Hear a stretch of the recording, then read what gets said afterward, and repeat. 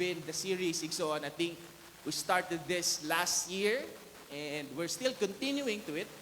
The Sermon of the Mount is from Matthew chapter 5 to Matthew chapter 7. And so we are now on chapter 6. And we were now in the middle part of this series, somehow digging deeper to what it means to be citizens of God's kingdom. So what it means to be really a Christian, to be part of God's kingdom. And that's what really this series is all about, to understand more of the life that God has given us. So that as followers of Jesus, we're not simply learning new principles, but we're being shaped into people who live differently because we belong to a different kingdom. Right? In other words, lahi na ang atong panglantaw, lahi na atong perspektibo sa kinabuhi. It's because we now live under God's authority. We now live under God's new life for us. So that's what we're trying to learn in this series. A kingdom or a world very different to what we have experienced. A kingdom so different that has turned our lives upside down. And so the last few Sundays, if you remember, last Sunday lang, no, kay naman na-miss the message. But last two Sundays, our elder, Ma'am Sheila, started with an introduction towards what we call as the Lord's Prayer. How many of you are familiar with the Lord's Prayer? Would you raise your hands, no? The Lord's Prayer. I think we're all familiar with the Lord's Prayer, right? It's taught to us even in our schools. And somehow, a significant section of the sermon that speaks deeply to the hearts of every believer.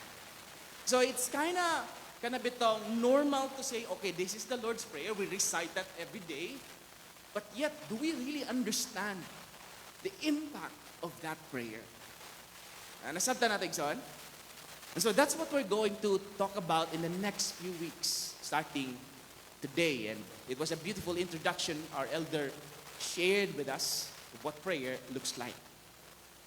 So significant that I think there's an importance to give justice and right understanding supposed to mean for us as believers. That beyond teaching us what to pray, di ba? Because we say that that's a model prayer. Jesus reveals to us that it's not just about what to pray to God, but to who God is. That's what we're to talk about today. So this morning, we begin the study to the posture of prayer. So three postures that I'd like to share with us this morning. But there is only one posture that we are to be in.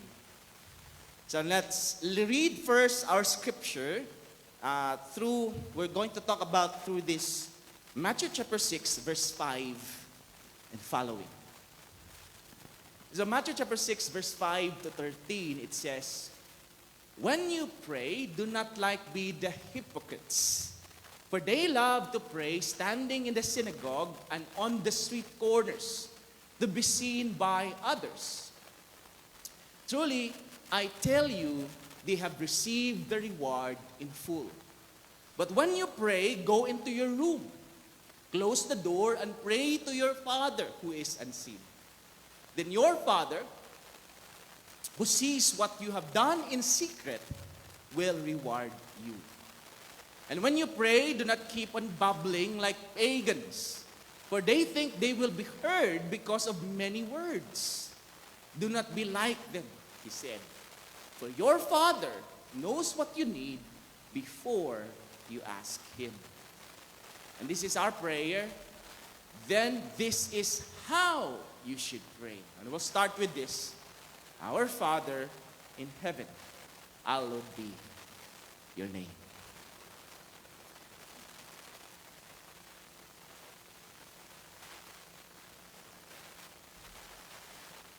I will go through that prayer. Your kingdom come, your will be done, as on earth as it is in heaven.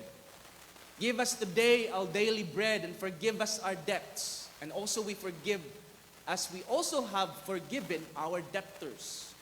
And lead us not into temptation, but deliver us from the evil one. Amen? Now, remember a story of a ship, Igsoon, that was sinking, hapit ng malunod. And the captain turns to the people of the boat and asks, Kinsay kabalong mo ampo, Dani? Tatas kamot. Kinsay kabalong mo ampo, kaya hapit ng malunod, apas. The captain declared, somehow, there was a pastor on the boat. So yun ang pastor, siya nga, ako sir, ako kabalong mo ampo. And so the captain said, okay, thank the Lord. Now everyone else wear a life jacket. Ikaw, pastor, pag-ampo na lang kay kulang. Loy, tawa ng pastor, no? Maura, ampo na lang kita ni. Now, kidding aside, prayer has always sought to be like this, right? A lifeline, a way out, kumbaga. But if you come to think of it, to give context to our study, this is how we usually pray. You see, this prayer is the most familiar one, not just to us, as readers of today, but as well to the original listeners of this sermon. So not just dili lang sa ato ang perspective, but as well to the original listeners. That the model prayer of Jesus might have been taught on many occasions. So dili lang ni siya gitudlo kausa dito during in the Matthew's account. So if you read the 4 Gospels, there is actually more of the accounts of how this prayer has been taught. Right? And so, for example, in the Gospel of Luke, Jesus taught the model prayer again. This time, it was shorter and concise in form, in response to His disciples' request to teach them how to pray.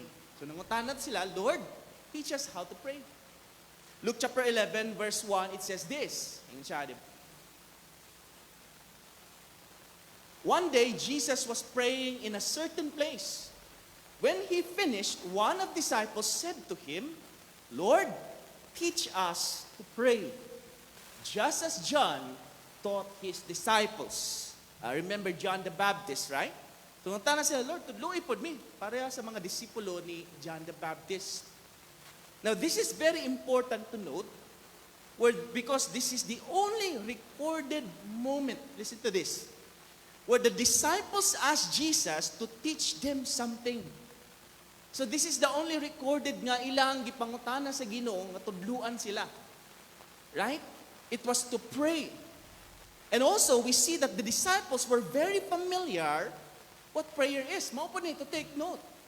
Nagpatudlo sila, but yet they already know what prayer is. Nasabta na to?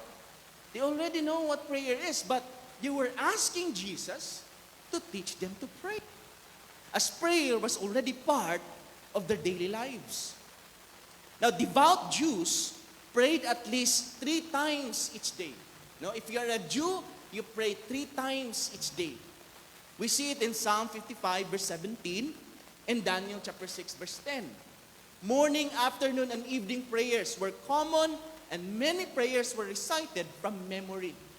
So their prayers was just recited from memory. And they would recite it every morning, afternoon, and evening. Yet the request of the disciples was not about how to perform miracles. Di ba, milagro ang tatong patudlo nila, Lord, tudlo ko pag magmilagro. Lord, tudlo ko pag heal. Wala. It was not even how to preach the word. The disciples asked, the request was to teach them how to pray. So it's very ironic in a sense. So in other words, what we see here is that they saw something different in the prayer of Jesus. Na sila yung nakita sa pag-ampo sa Ginoo. Di ba? Because you who knew prayer yourself, why would you ask still, Lord, teach us how to pray? Di ba?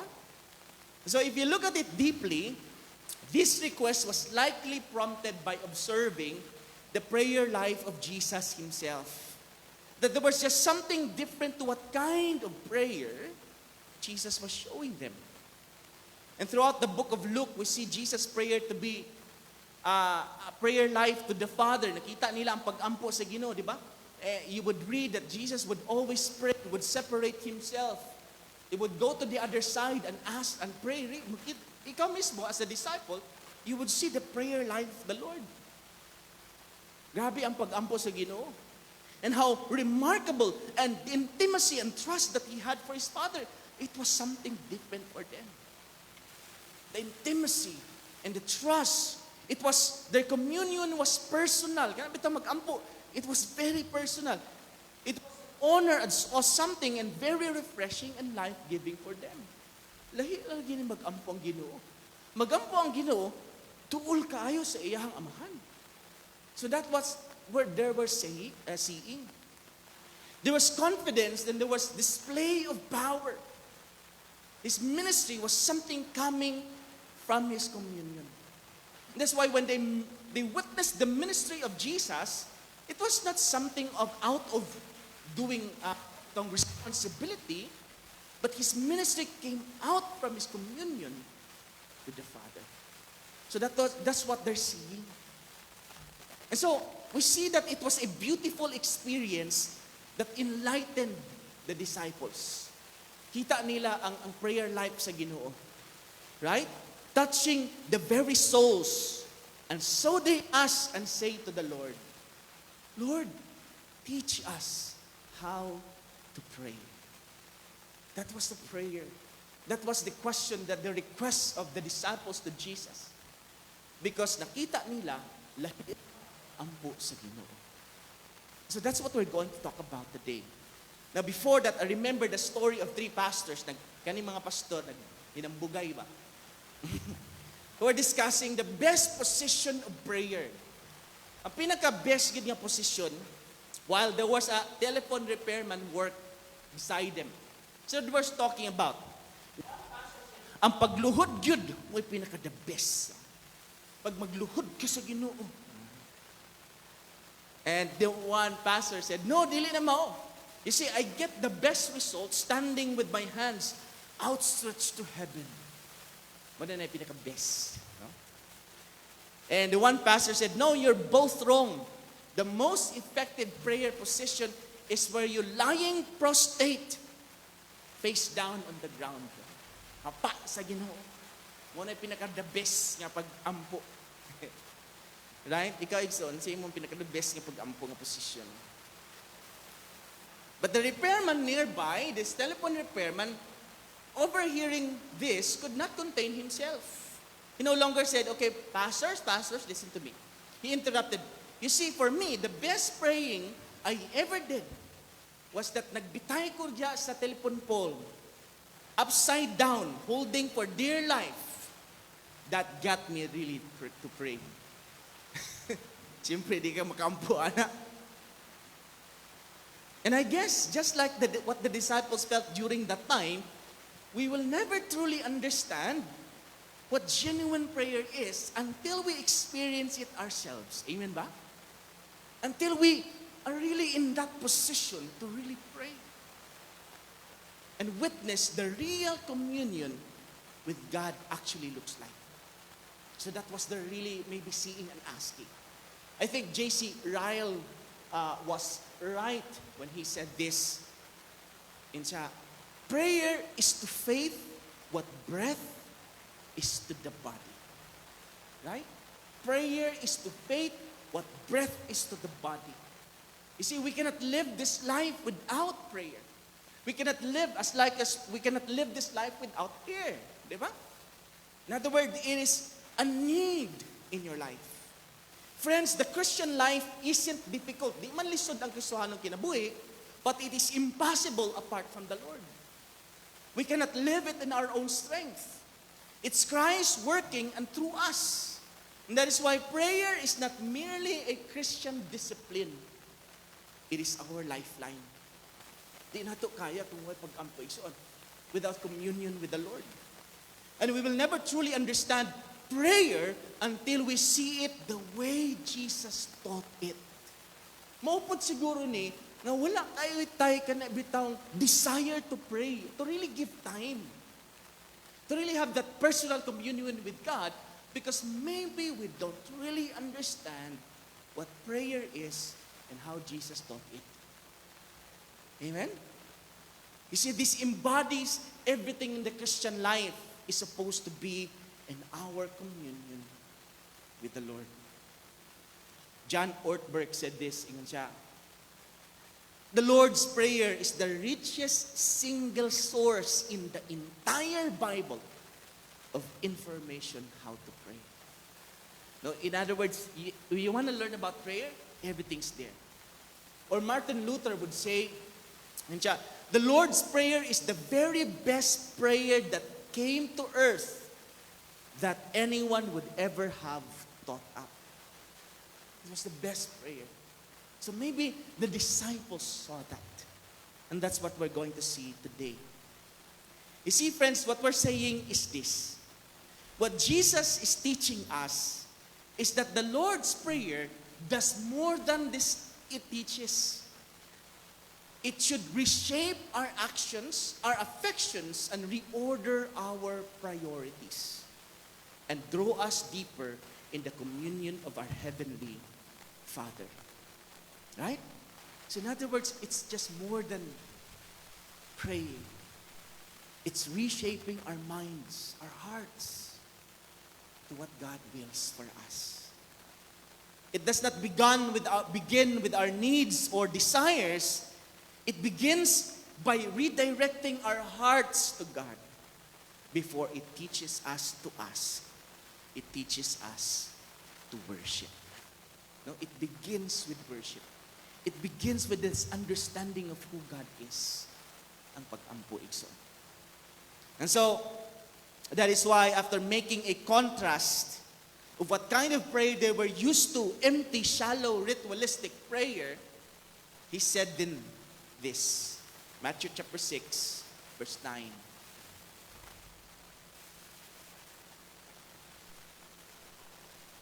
This then is now how you should pray. So after contrasting to what the kind of prayer life they had, Jesus said this is then now how you should pray. If Luke's emphasis was the matter or content of how you pray, Matthew's emphasis then is the matter of how you pray, manner, the conduct by which we are to pray, the posture. You see, as I have said, Igsoon, Jesus wasn't talking to non-religious people. Ang kaistorya sa Ginoo, dili mga wa pa kaila sa Diyos. Okay? They were not non-religious. They were religious people. He was talking to the Jews whom he expected to be prayerful. Nag-expect ang Ginoo, kani mga Jews will be prayerful itself. Right? These are people who knew how to pray. You see, the issue here is not whether we pray or not. No, because that was the question gahapon, to pray or not to pray. But the issue is not that. The issue is this, my friends. Does the content or manner and posture of our prayers reflect what Jesus taught, what prayer is all about? Amen? Does the content of our hearts, does the posture of our hearts reflect what Jesus taught in prayer? Can you tap the person beside you? How's your prayer life? No, how's your prayer life? No? So when we pray, we ask this question. Are we praying how Jesus taught us how to pray? Right? Are we praying in that way? Or diretso na lang daw, di ba? Pag-pray na to, Lord, tagay ko ani Lord, diretso na yun. Right? So it's not wrong, but there's a manner and posture of how we should pray.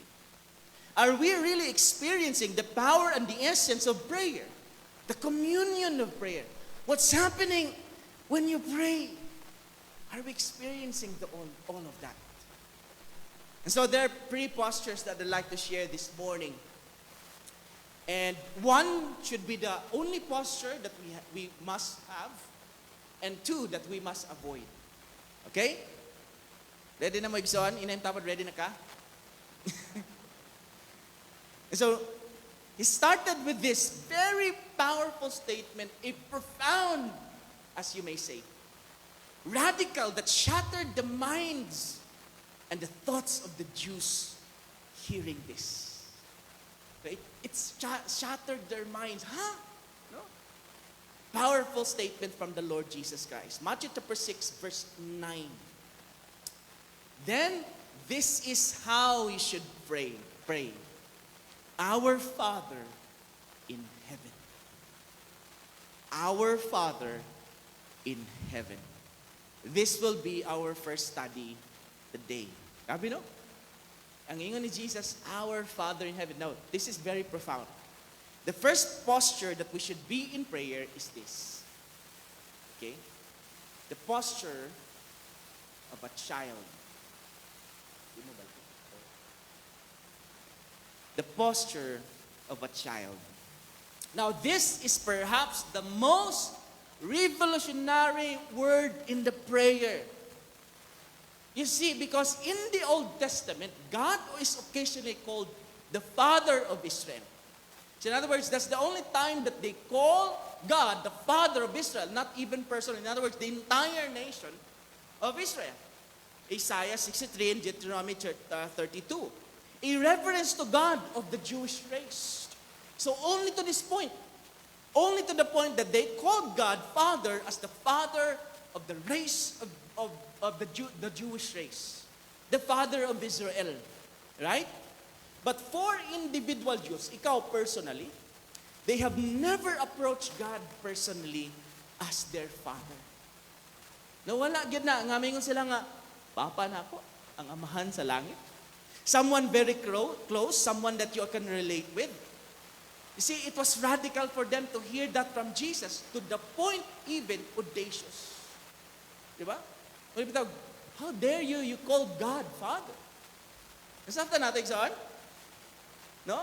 Joachim Jeremias said this. A German theologian made a study on this research and the entire history of Judaism. They think from the beginning until 10th century AD, he examined all the existing books of the Old Testament and the extra biblical Jewish writings. Made this conclusion, ingon siya. Sorry.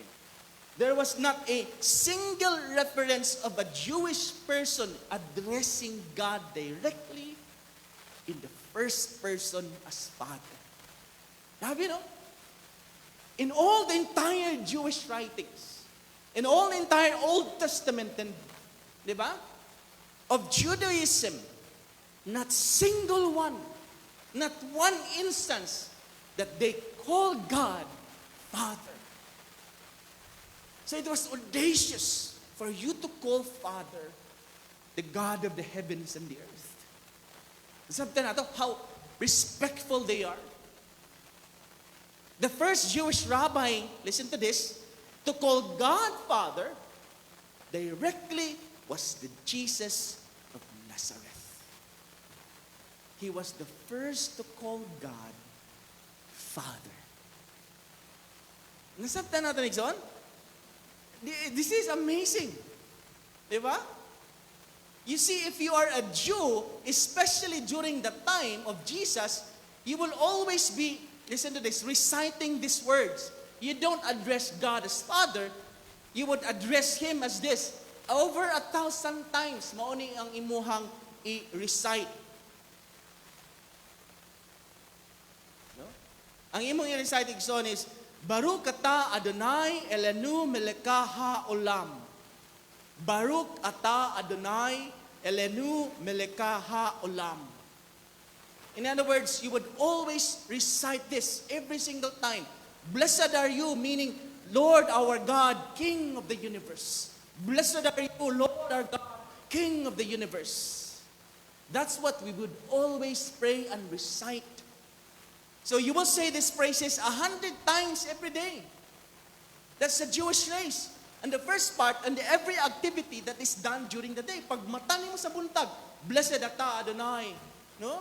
You would say it before you wash your hands, before you cook, before you go outside, before you take a bath, before you see beautiful things. You would say, Blessed are you, Lord our God, King of the universe. That has always been the prayer of the Jewish race. Blessed are you, O God, King of the universe. Each blessing starts with a phrase but ends differently depending on the specific reason for the blessing. So that's how they live their lives. That's why 100 times they would recite this prayer. And so this has been the understanding that God of the universe, great and mighty, is like so distant and powerful that you cannot relate to Him in a personal, intimate way.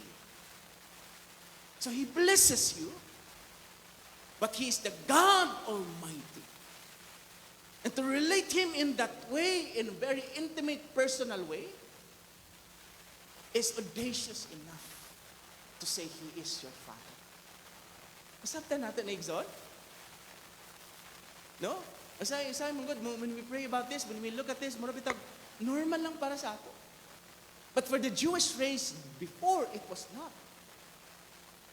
But then, Jesus came and calls God, Abba, Father. That if you count this in His time, here you would see that He would always call God Father 127 times in the entire New Testament. And for the Jews and the hearers of the time, it was revolutionary to call God Father. And maybe for us, maybe ikaw po Digson, di ba? Sometimes, usahay sa atong kinabuhi, we feel that way. We feel that God is so distant to just call Him Father. Di ba? Murag, say ulaw ka itawag sa Ginoo because we feel guilty, there is something that we've done, or we feel that He's just so far away that we can't call Him Father. And that's what they felt as well. Especially for those who have never experienced a loving, for us, igsoon, healthy relationship with our earthly Father. Labi kita na igsoon nga atong experience, atong amahan, dili maayo. Right? That made us think, understanding that God as the Father can also be deeply challenging. Not to call God my Father. And that is actually exactly where Jesus is leading us. That whatever we may think or feel about God because of the past experiences or what we think of Him, Christ came to change our life completely. That through His death and sacrificial love, now this is the gospel. He made it possible for us to come to God not as strangers or as enemies because of sin, but as beloved children. Through Jesus, the very reason we can now call God our Father is because Christ gave Himself up for us, opening the way into a restored relationship with the Father in heaven. This is how important it is. Before, we cannot go to God and call Him Father. We don't have a relationship with Him because of sin. Through Jesus Christ, we can now say, Abba, Father. Nasabtan natin, Exol. Look at John chapter 1, verse 12. Right? Ayun siya diri. Yet to all who did receive Him, to those who believe in His name, He gave the right to become children of God. Children born not of natural descent, no. Not of human decision or a husband's will, but what? Born of God. Sa Ginoo, grabe no? You were adopted to sonship. Your sins were atoned by the Lord Jesus Christ. And now, we have restored in a relationship with our Father. In Romans chapter 8, verse 15, it says this, Igsoon, in siya. Romans 8:15. The Spirit you received does not make you slaves so that you live in fear again. Rather, the Spirit you received brought about your adoption to sonship, and by Him we cry, what? Abba, Father. Today, Igsoon, tungod sa pagpakamatay sa Ginoo through the cross, gave Himself for us so we are forgiven of our sins. We now can call God as Abba, Father. Masabtan nato ni? The call of God, to call God Father is to live in a very relationship that Jesus created. It is to move from standing far from God as enemies because of sin to being brought near to Him as beloved child. Masabtan ba nato na igsoon? Anak na ka sa Ginoo. Do we really see ourselves as a child of God? Amen? That's why, therefore, when we pray, Our Father, we're not merely using a title. We're not saying, Lord our God, Elohim. We're declaring only the reality that Jesus made possible through Him alone. We approach God not on the basis of our own righteousness, but because Christ has opened the way for us to come confidently before the Father as His redeemed children. And so we see the very reason why we are to pray like this. It is more the first to desire to really know God as our Father. Kibasin wa pagid ta kaila sa Ginoo as our Father. To really understand what it calls to mean to call Him Abba. To understand that as we live in this world, in the world to come, who are we as a child of God? We really see Him as our Father. Ang imo bagyang pagtanaw sa Ginoo, amahan nimo igsoon. Because that would change your entire prayer life and how you live your life. I guess J.I. Packer, knowing God, was on point on this when he said this. Listen, in chat. If you want to judge how well a person understands Christianity, find out how much he makes of the thought of being God's child and having God as his Father. So gusto na namin mailan, kung kani, kasabot na magiging sa Kristohanong kinabuhi, you have to understand and see how he really understands ng Ginoo iyang amahan. And he said, it is not the thought that prompts, if this is not thought, being God as our Father, prompts and controls His worship and prayers and His outlook in life, His whole outlook, it means that He does not understand Christianity very well. Pag di pa daw nato masabtan kung kinsa ang Diyos as atong amahan, then maybe we've never really understand what Christianity really is.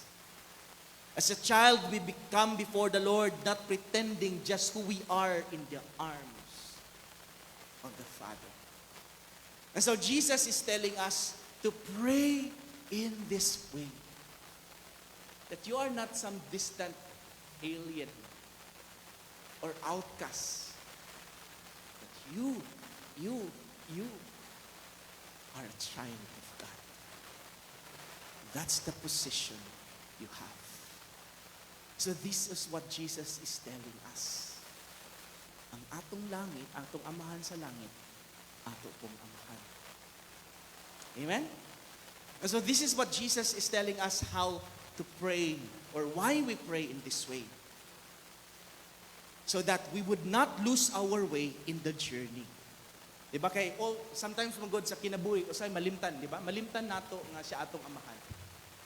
Kadagang problema sa dagang pagsulay igsoon, sometimes we think that He's so distant. And I think these two postures that I'd like to share with us is the one that would, let us away from the journey. Kana bitong say malimtan nato ngano. Think kaning two ka postures. Before that, can you tell the person beside you na you are a child of God? Hold that thought. Hold that thought first. Para di na to malimtan. Now, the two postures that we should avoid, kailangan nato i-avoid kaning two postures. Postures we must avoid in prayer to not forget that we are a child of God. Number one, the posture of a hypocrite. The posture of a hypocrite. Matthew chapter 5, verse 6. And when you pray, do not be like the hypocrites, for they love to pray standing in the synagogues and the street, corners to be seen by others. Truly, I tell you, they have received the reward in full. Now, when Jesus mentioned the street corners, it was something very provocative. Why? Because street corners were the busiest areas. Dito na pinaka-busy na nga area sa ilaha, the street corners. Dito tanan mga maligya, magdapat, di ba?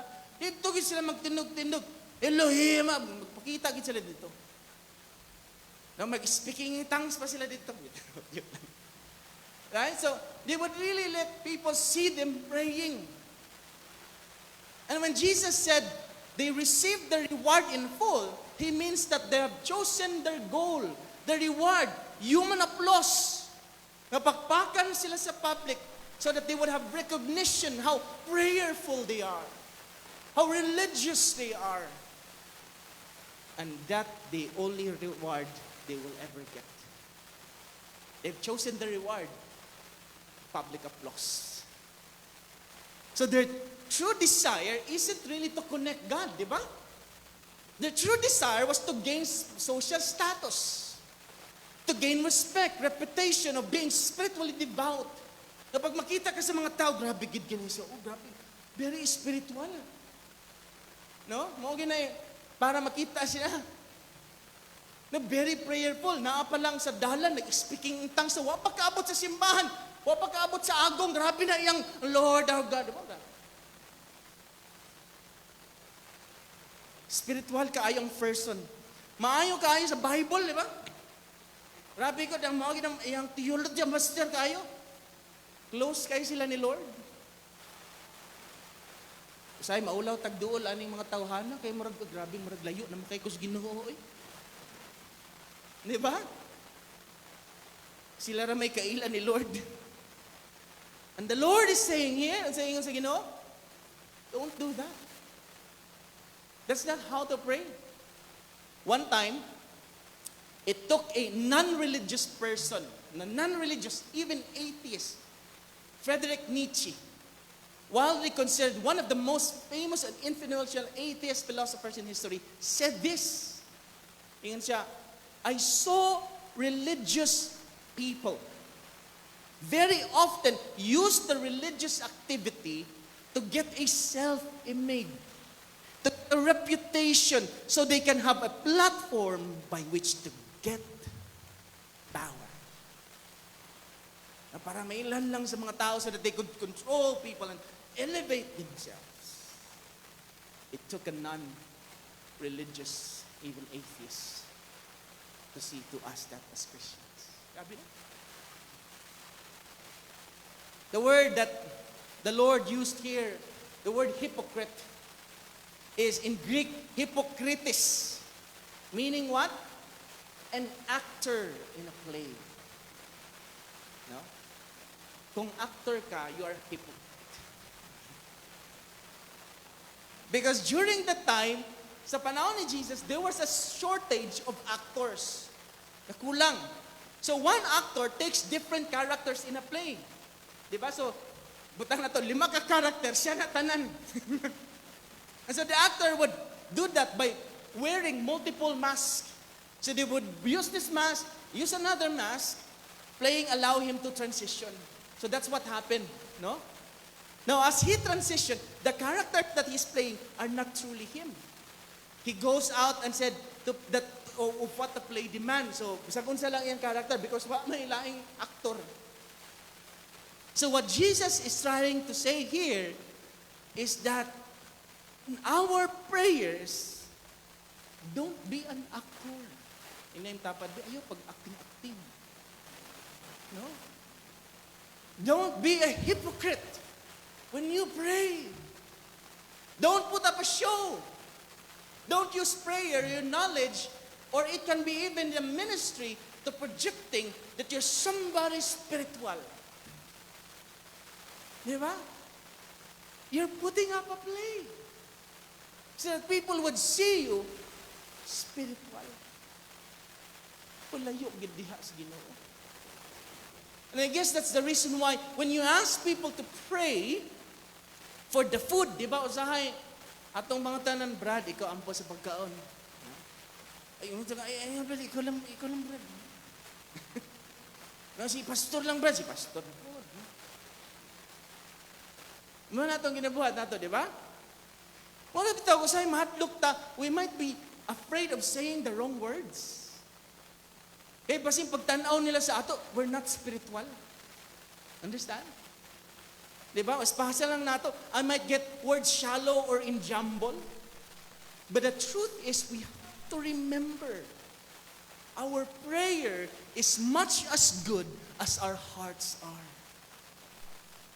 If ang atong kasing-kasing, so, layo kaayo sa Ginoo, it will just be revealed in what we pray. You see, we might be crying, hilak ka diha. But if your heart is not there, then there is no real surrender. You might be face down, prostrate, praying, but if your heart is not broken, then there is no true humility. Puro rata acting. So that people will see us spiritual. Friends, prayer is only as deep as the heart behind. Prayer is only as deep as the heart behind it. Friends, I remember the story. Listen to this. Very, very nice story. One Sunday morning, a prominent theologian, scholar, was walking through a rural pasture, ang iyang simbahan nato sa bukid. On his way to church, he heard a small voice nearby dito dapit sa kamaisan. Kasi nadunggat tingog, bata. Curious, he picked through the bushes and discovered a young shepherd. Tanaw niya, ay bata, nag-ampo. He was kneeling. The boy's eyes were tightly shut. His hands were folded in deep reverence. And he was speaking with absolute sincerity. He was just speaking his heart to the Lord. But as the theologian listened, the scholar, deeply puzzled, tingala siya, the boy wasn't reciting scripture. The boy wasn't having formal prayer notes or Bible itself. Instead, he was simply repeating the alphabet. Close his eyes. A, B, C, D, E, F, G, H, I, J, K. He was very sincere. He was very serious. After the boy chanted, Mana said, pray. And he said, Amen. The theologian pastor stepped forward and interrupted him. And siya, excuse me, little one.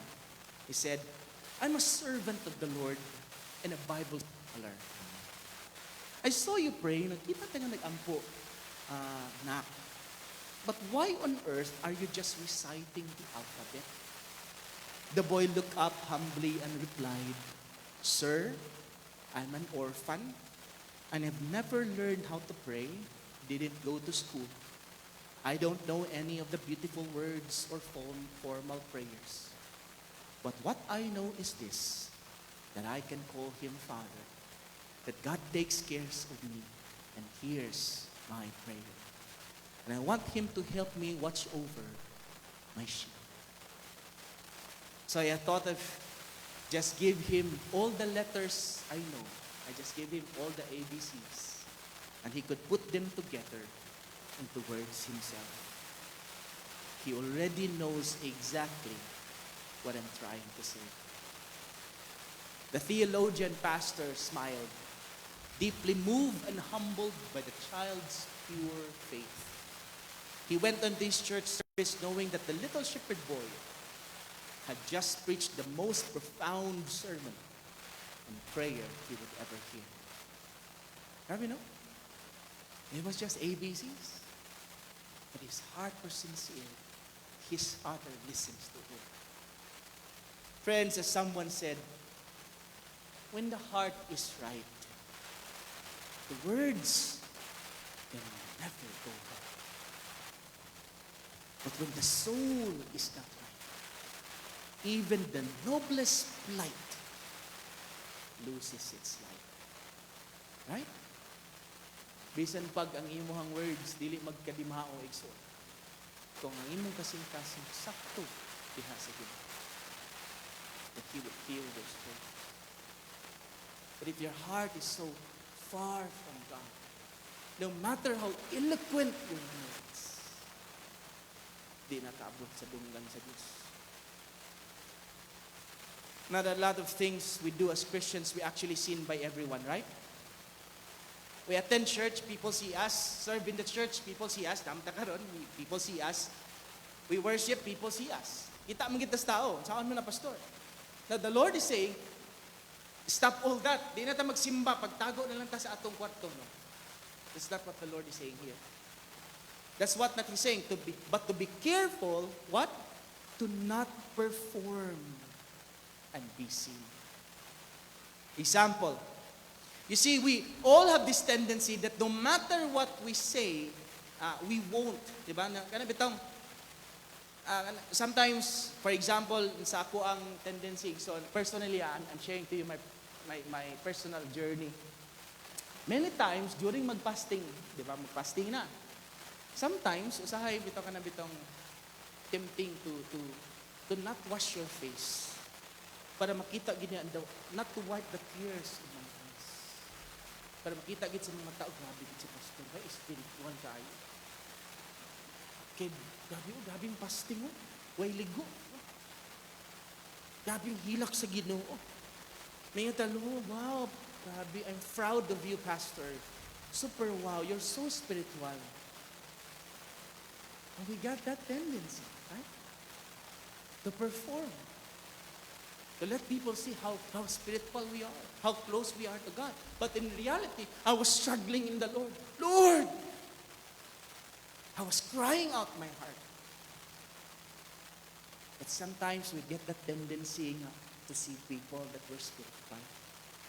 The Lord is telling us, how do you guard from the tendency to perform, to be a hypocrite, to be an actor? How do we guard ourselves?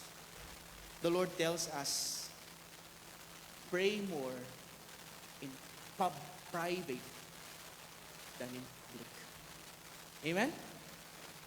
Pray more in private rather than in public. Because your private prayer will only reflect what is in public. Tama ba? That is what He really trying to say. Why? Because when you pray privately, there is no other motive than to know God more. Wala kay laing motibo, right? To know Him as Father, to really surrender before Him.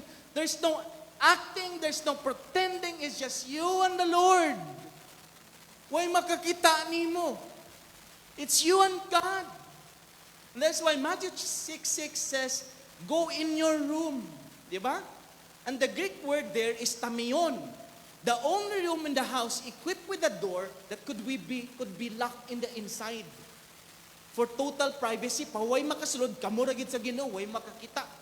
It's also an inner room, a room that serves like storage for treasures of the family, a room that has no windows. Para kamuragid sa Ginoo, way laing makakita. If your intention to be seen, then you are in the wrong place to pray. No eloquent words, for no one can hear you. But only you and the Father who sees you. That is your greatest reward. Amen? Kamo lang sa Ginoo. Nga dili na makita sa ubang tao. Ikaw rin sa Ginoo. Psalm 73 verse 28 says this, the nearness of my God is my good. You find yourself enveloped in a profound sense of peace. You're standing firm in confidence, completely undeterred by the challenges and the struggles that comes your way. Di ba?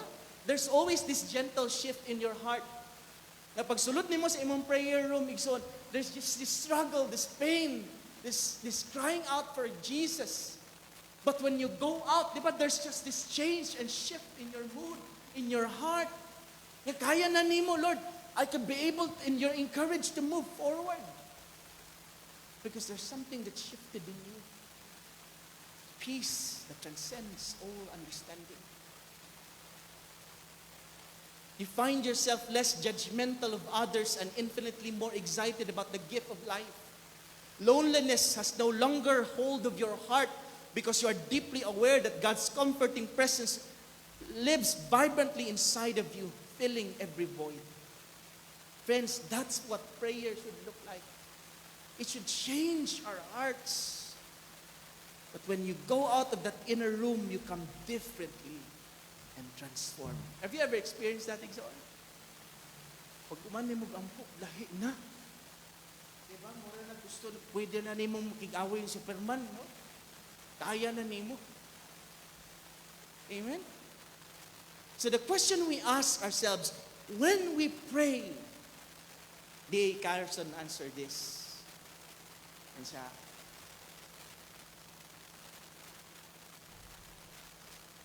sorry. Wala, okay. I'll just read this. Sorry about that.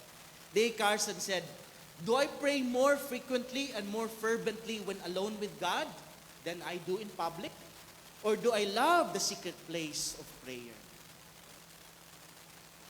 That's the answer. To really keep us away from the posture of a child. Don't be a hypocrite. But really, just between you and the Father. Amen? And tell the person beside you, don't be a hypocrite. The second is the posture that we should avoid is the posture of a heathen. Matthew chapter 6, verse 7. And when you pray, do not keep on bubbling like pagans, for they think they will be heard because of their many words. Don't be like them, he says. Your Father knows what you need before you ask Him. Tama? From the Greek word batalogeo means bubble, no, or kind of bubbling words, used or mindless, mechanical repetitions, empty phrases, repetitive stuttering. Nabalik-balik and just say those things. Senseless. This is somehow describes prayer being watered down to just some ritual to do. No? Performance, shall we say. Mechanical words or system to get what we want from God. Understand this? Example, Anixon.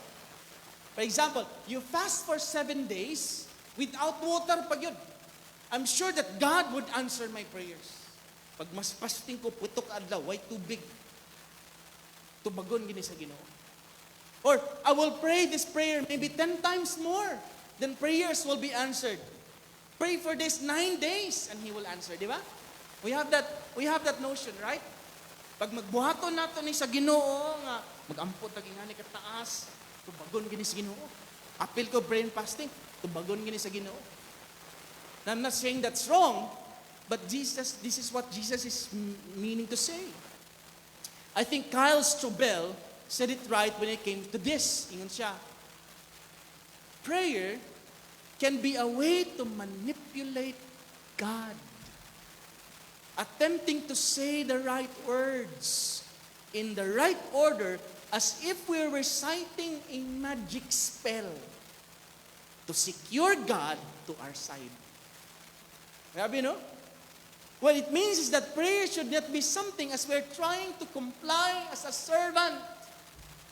Ang imong tanaw sa imong galingon, servant gihapon sa Ginoo. You know, outcast, thinking we deserve something because we are doing something good. Pag nagbuhatag maayo, tubagon ta sa Ginoo. This happens in prayer too. Because we are good, done our part, prayed 7 days, now God answers. Do you see? Kita ba natin so? Kita nato? Because our position is no longer a child. Now, it's not our own doing. Our position again should be the son, knowing his father knows everything we already need. Do you understand this, Exhort? It's not what we've done, but because what he has done for us. You see, as a child, ikaw, Exhort, bata pa ka. Kailangan ba ka magsayaw sa imong papa para makakaon ka? Di ba?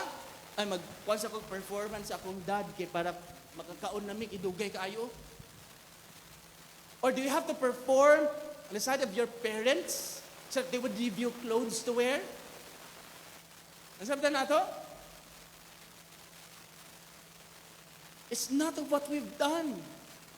It's like the principle of Matthew chapter 7 verse 11. Listen to this.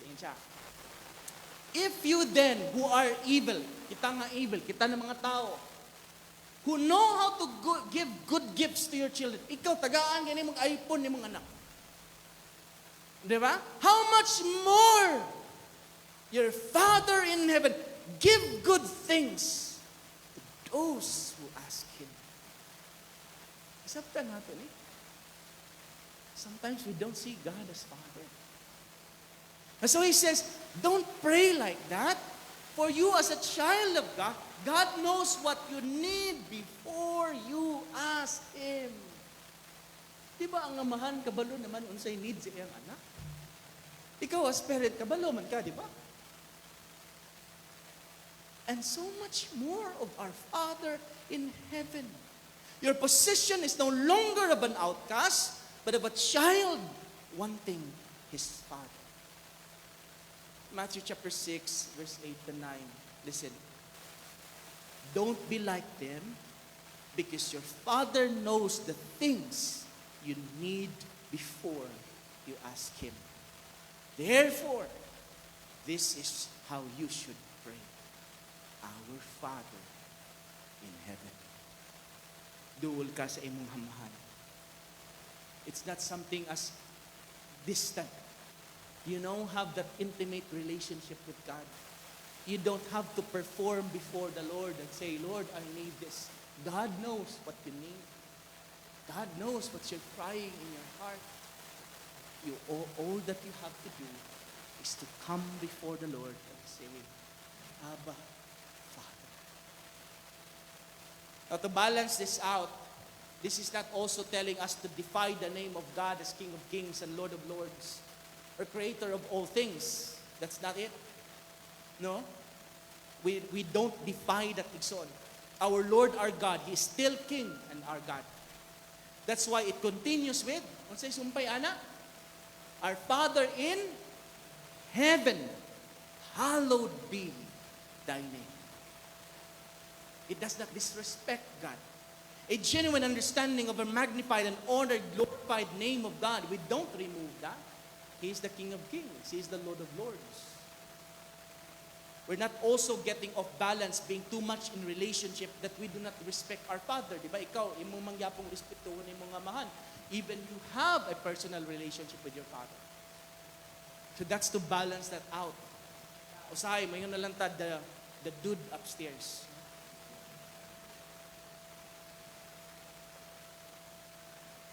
And we'll talk more about that next week. A beautiful study about hallowed be your name. Now, what we're saying is this. Moni Ikson, atong gusto i-share sa ato. That the King of Kings and the Lord of Lords is also your Father. And we are His beloved sons and daughters. Have you know? Completely forgiven of our sins, dearly loved by Him. That's what we're just saying. Nga naghimo sa langit ug sa yuta, ang tag-iya sa tanang kalibutan, imong amahan. Sabta natin. That's why we are to approach God as Abba, Father. That's what we're saying. Look at Luke chapter 11, verse 13. Yun siya, a very beautiful description of this love of our Father. Yet your Father in heaven will give you the Holy Spirit. Dili lang kay unsay imong need. Is given to us for those who ask Him. God wants us to relate to Him this way, taking out the guilt and shame, created the obstacles of sin. Di ba, naamang yung moment sa atong kasing-kasing or sa atong journey, igsoon, na usahay, luya kay ta. Usahay mo rabit ta, Lord, muduol ko nimo nga, I'm so ashamed of myself. I've done these things. I've made mistakes. Di ba, usahay mo rabit, layo kayong Ginoo. And that's why He gives us the Holy Spirit. The Holy Spirit encourages us, no, adto sa imong amahan and call Him Father. The Father is willingly to accept us. The Father is willing to forgive us, to embrace us once again, to give us strength to accept. That you are not alone. That's what our Father does. And who He is in us. The Holy Spirit will help us to cry out, Father. This is very beautiful exhort. Na sa panahon na magluya ka, sa panahon na di na nimang kaya, pwede ka makailog. Lord, Father, diba? Patabangin ko pa, kapoy na kaayo. Paano ako dali na minaw ko nimo? Please help me. Those are kind of intimate of what the Lord wants for us. You can call Him your Father. That you are not alone in this journey. He is with you. When you're tired and feeling scared of life, you can call Him. I'm so tired, Lord. Please be with me. It's the kind of relationship we have in Him. The Holy Spirit testifies to us that no matter what happens, we're no longer slave nor outcast, but His child. Often, we also understand, even in Romans chapter 8, verse 26, di ba, yun dito, the Spirit helps us in our weakness. We didn't know what to pray for, but the Spirit Himself intercedes for us while the world less groans. Do you understand this verse? Do you really understand this verse, Exhort? Sa nahay mga panahon, na ba dili ka kabalo kay ampo. There are many moments in life you don't know what to pray. There are many moments in life that you're, yes, ako na Lord, hindi mo kaya. But this verse tells us that the Father Himself, the Spirit Himself, intercedes and prays for you. Isn't that how amazing is it? And the love of God for us. Kung ikapoy na ka, ang amahan mo mag-ampo na para niya. So friends, the question is, I guess the question is, do we have time to pray? Maybe that's not really the question. But the real issue is this. We must grow in our understanding that we are God's children. We must carry ourselves with a childlike faith, trusting the Father's heart, depending on His strength, and resting in His promises. We must let our identity as a child reshape our hearts, our obedience as we face every circumstances in life, every journey of our lives, knowing that the God of the universe is our Father. Amen? I'll end with this. In times when we feel doubtful, when we feel worried and fearful and scared, ashamed before God, remember this. Who is this God whom we now call our Abba Father? He is the God of the universe, the Creator who spoke the world into existence out of nothing. The God of signs, wonders, and unmatched power. He's the God of Abram, Isaac, and Jacob, the God of Israel who brought the 10 plagues upon Egypt and delivered His people with a mighty hand. He's the God who parted the Red Sea, rained down manna from heaven, and brought water from a rock to sustain His people in the wilderness. He's the God of David who defeated Goliath, the God of Daniel who shut the mouths of lions, the God who gave us our Savior to the virgin birth. Nothing is impossible for Him.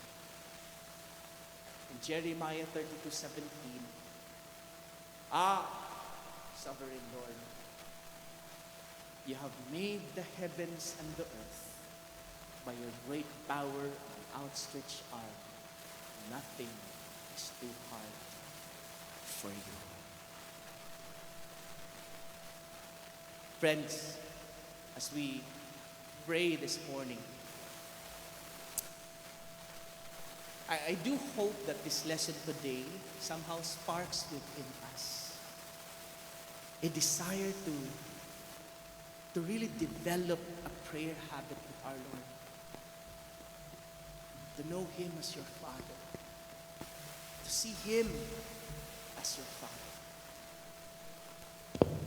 To get